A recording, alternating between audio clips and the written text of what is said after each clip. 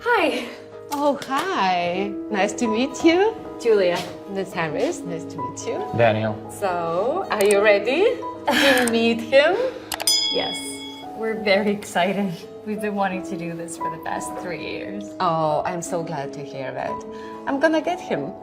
Thank you. I'm so nervous. Me too. But everything will be fine. I'm sure.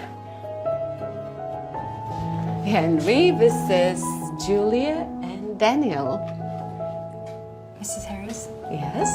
can we talk for a second? Excuse us. Okay. I will be right here. He's not the boy we chose. What are you saying? I thought you wanted Henry. Last time we were here, your colleague told us that we could adopt this boy. Oh, Tom? Yeah.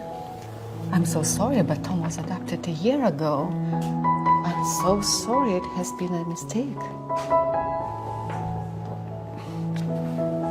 Sure, Henry's just amazing as Tom.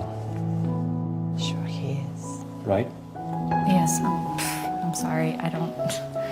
I'm sure he is. I don't know why I'm making such a big deal out of this. Well, then everything is settled, and I will give you my phone number just in case you will have any problem.